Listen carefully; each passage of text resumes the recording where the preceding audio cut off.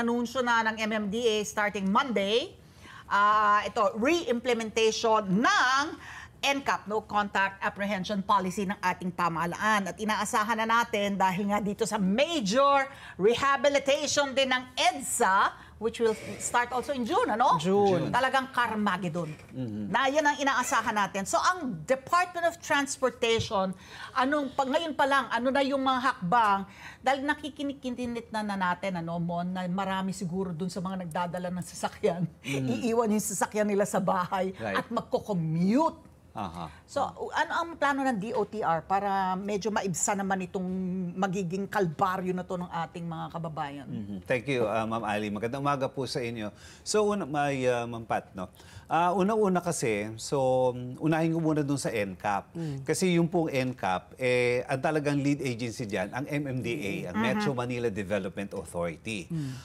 O yung No Contact Apprehension Policy, no? Pero dahil involved dito mostly land transportation, siyempre kasama rito yung DOTR, Department of Transportation. So, sako po na ang NCAP ang lahat ng mga kalsada sa Metro Manila. So, basically, ang binanggit nila po rito, 7 major na mga kalsada. Kasama EDSA, Ortigas, Mabuhay Lanes, no? Commonwealth, no? Roas Boulevard, C5, Mabuhay Lanes, no? Well, unang-una, dito po sa NCAP, ang bilin po ni Secretary Vince Dizon dito, ang aking kalihim. Number 1, pag-aralan na muna mabuti yung implementing guidelines ng NCAP, no? Para maging malinaw at tama po ang paging patas din ang mekanismo ang pagpapatupad ng NCAP, no? At dahil nga po itong NCAP CCTV AI power nito, no? So talagang malinaw at although pwedeng questionin, kaya meron ho mga tinatawag diyan na dapat unang-una, maging patas din, no? Tayo sa motorista, dun sa pagpatupad ng mga implementing guidelines na yan. Kailangan dumaan din po ito sa review. So, meron hong review na gagawin po dyan. Hindi porket camera, yun nakaagad ang violations mo. Dahil unang-una, ang NCAP po ay binuo upang makatulong ng maayos sa lagay ng trapiko, magkaroon ng disiplina sa kalye, matakot ang mga motorista para makuna ng mga lumalabag sa batas trapiko, at siyempre, ang pagkakaroon po ng NCAP ay hindi naman nangangahulugan na wala na ring traffic enforcer sa daan. So, malaking tulong din po yung traffic enforcers. Kasi noon, pag may traffic enforcers, mas natatagalan, mas natatrapiko, nagkakaroon ng altercation, nagkakaroon ng discussion. Saka patatabi mo di ba? Pag pinatabi May mo, tawaran portion pa.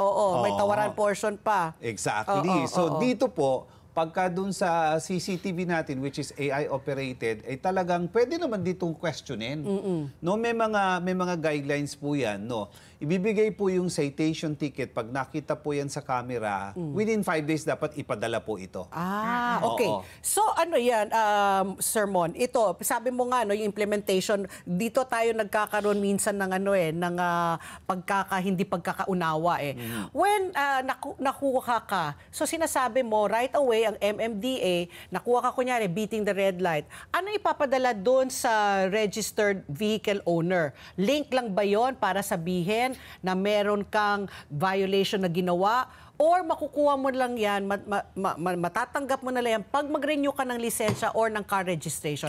How soon? And what will they receive? Is it a link? Is it a ticket? Paano, sabi mo kasi kanina, pwedeng i-dispute So, paano ang pag-dispute? Meron po silang tinatawag na parang one-line ticketing system ng MMDA. Papadala po yun. Ngayon, kung sakaling may question ka doon, pwede ka rin mag-request ng video sa MMDA para mapanood mo rin yan. Ipapadala din po nila yon. So, online din po ito. So, link. So, link na po ito. So, within 5 days, padala nila yung citation ticket sa link yan. And then after that, ikaw naman, bilang, halimbawa, sabihin mo na violator o meron kang nagawang mali, So pwede mo po itong questionin dun sa policy between 5 to 10 days. Also, another 5 to 10 days. So may chance. So ito ho yung mga mechanism na in-address na rin po. I think ito yung sinasabi rin ni Chairman Artes na in-address na rin sa Korte Suprema yung guidelines na yan. So dito po inisa-isa po nila yan.